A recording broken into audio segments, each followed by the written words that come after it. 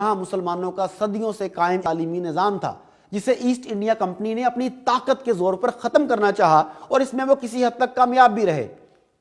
وہ جانتے تھے کہ مسلمانوں کو جب تک ان کے اس دینی نظام تعلیم سے دور نہیں کیا جائے گا، اس وقت تک ان پر مکمل قابض ہونا ناممکن ہے۔ اس کے لیے انہوں نے ایک طرف تو یہاں دینی مدارس کے نظام کو ختم کرنا شروع کیا، اور دوسری طرف جدید تعلیم کے نام پر یہاں کی عوام بالخصوص مسلمانوں کو جہالت کے اندھیروں میں دھکیلنا شروع کر دیا۔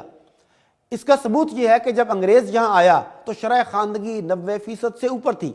مگر جب وہ یہاں سے گیا تو اس وقت یہاں کے لوگوں میں شرح خواندگی انتہائی کم ہو کر صرف 20% رہ گئی۔ لارڈ میکالے لکھتا ہے کہ میں ہندوستان کے ہر مکتبہ فکر سے ملا، مذہبی طبقات، علماء اور تاجر وغیرہ، کوئی شخص جھوٹ نہیں بولتا تھا، کوئی مانگنے والا نہیں تھا، کوئی بد اخلاق نہیں تھا، سارے آزادی کو ضروری سمجھتے تھے اور غلامی کو لعنت گردانتے تھے۔ ایک دوسری رپورٹ میں اس نے لکھا کہ اس قوم کو زیادہ عرصے تک غلام نہیں بنایا جا سکتا۔ اس سے پوچھا گیا کہ حل کیا ہے،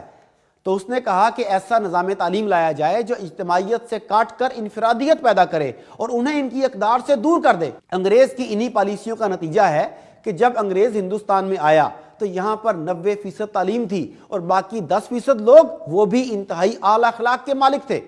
مگر جب انگریز یہاں سے واپس گیا تو محض 20% طبقہ تعلیم یافتہ تھا اور ہر طرف بدامنی اور انتشار کا دورہ تھا۔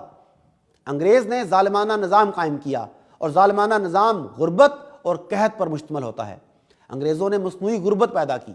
یہاں تک کہ ہندوستانی 5 روپے ماہوار پر انگریز کے ملازم ہو گئے۔ ایک اور جگہ لارڈ میکالے لکھتا ہے کہ اپنے تعلیمی نظام کے ذریعے ایک ایسی جماعت بنانی چاہیے جو ہم میں اور کروڑوں کی رعایا کے درمیان مترجم ہو، جو خون اور رنگ کے اعتبار سے تو ہندوستانی ہو مگر مزاج، رائے، الفاظ اور سمجھ کے اعتبار سے انگریز ہو۔ ایک اور جگہ لارڈ میکالے لکھتا ہے کہ زمانہ سابق میں جس طرح زوردار اور بااثر لوگوں کو افیون پلا کر کاہل، پست ہمت اور بد عقل بنا دیا جاتا تھا، بالکل اسی طرح ہمارا نظام سلطنت اور نظام تعلیم بھی اہل ہند کو بیکار بنا دے گا۔ ناظرین، یہی وجہ ہے کہ آج 70 سے زائد سال گزرنے کے باوجود ہمارے ہاں لارڈ میکالے کا نظام تعلیم رائج ہونے کی وجہ سے ہم ذہنی غلامی اور پستی سے باہر نہیں نکل سکے۔ آج بھی ہمارا نظام تعلیم ان عالمی اداروں کے ہاتھوں یرغمال بنا ہوا ہے، جن عالمی اداروں کے پیچھے چل کر اب طالبان اپنی نسلوں کا مستقبل سنوارنے کی ناکام کوشش کرنا چاہ رہے ہیں۔ طالبان کو اس معاہدے پر عمل درآمد کروانے سے پہلے